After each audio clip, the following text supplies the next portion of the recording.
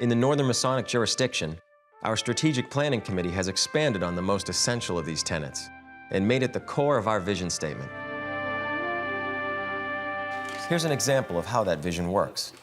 After months of part-time work, Brother Alan Osburn had secured a job as manager of the Fastenal store in Saginaw and had moved into a comfortable rental property with his daughter Cora and his wife Samantha. Thank you much. Thank you.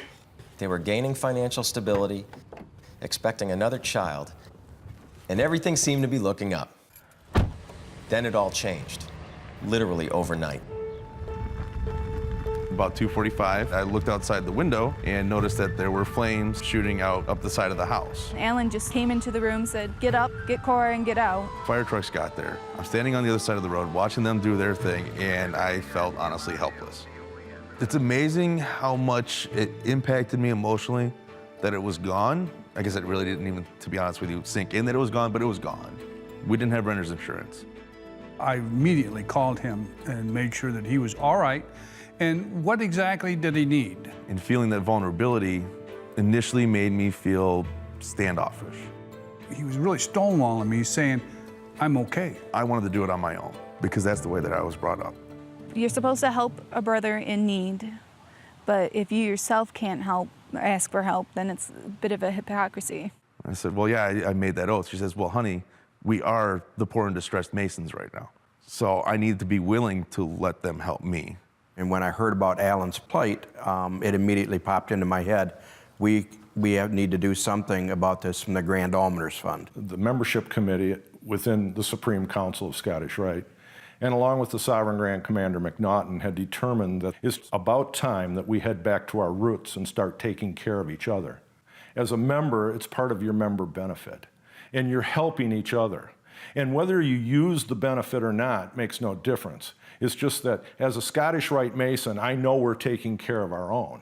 On Sunday, I contacted David Bedwell. And he was inquiring whether the Supreme Council Almoner's Fund could be of any assistance. He instructed me to send him an email with the facts and figures. The next morning, Monday morning, I had the email, which I forwarded to the Supreme Council.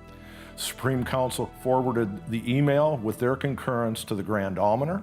And Tuesday, Chuck calls me and he says, I just want you to know that you have been approved to receive assistance from the Almoner's Fund. I said, well, that's great news. And he says, yeah, you'll be getting a check within a week here for $10,000 to help your family. First thing I said was, Chuck, you got to tell me not to drive when you're going to tell me something like that. I received the check on Wednesday, presented it to Alan in the lodge here on Thursday evening. And Chuck got up in front of everyone and explained what was happening because not everybody knew the full story, and explained to them what this fund is, the Almoner's Fund, what it does, why it exists. I had tears in my eyes when the check was handed over to Al. It made all of us stand up and take notice that this is what Masons do. And we're not going to nickel and dime. We are going to take care of our members, our brothers, in such a way that the relief is really, really positive.